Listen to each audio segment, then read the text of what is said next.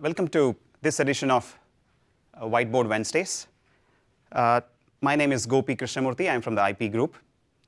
Today, I'll be talking about address translation services. This is an ECN that has been added to the PCIe protocol. So what is address translation services? So this is basically doing translation from untranslated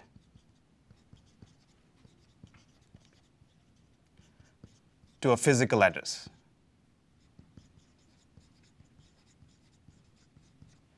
So generally in a system, the main memory is where all the physical addresses are present.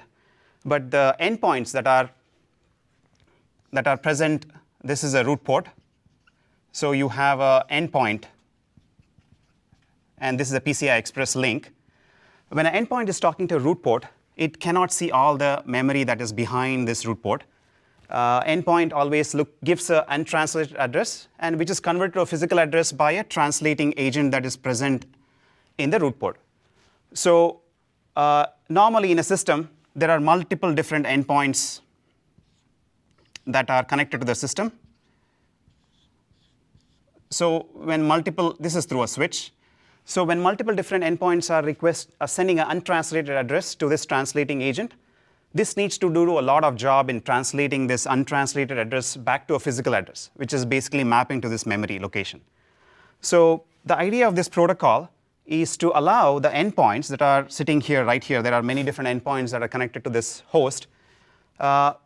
This address translation services allows endpoints to have copies of untranslated to physical address mapping, that are present in something called address translation cache.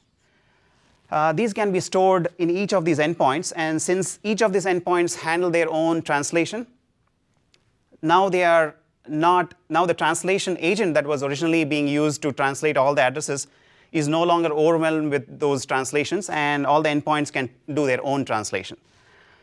So the way the protocol allows the endpoints to participate in this translation is by adding a ATS request TLP.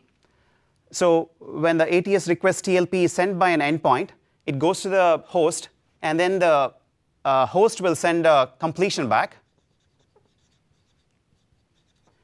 So there is a request and there is a completion. A request is sent by the endpoint. The host will send back the completion. Basically, it will say, this is your translation range, and this is a physical address that you can translate to. So the endpoints keep a copy of it. So whenever next time when they generate a memory request, they look at the translation that needs to be done. They translate themselves and then send the physical address directly to the host, and the translation agent doesn't have to do anything. So this is the first part of the address translation protocol. The second part is invalidate.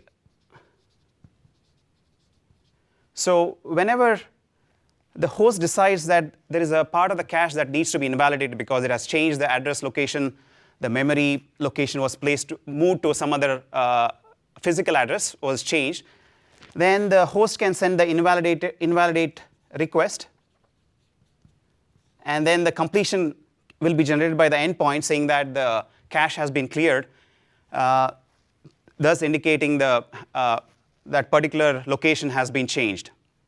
So this protocol allows endpoints to participate in the address translation, and thereby improving overall system performance. And that's the gist of address translation. If you need to know more about this and our IP and how we have implemented this, please visit ip.cadence.com. Thank you very much.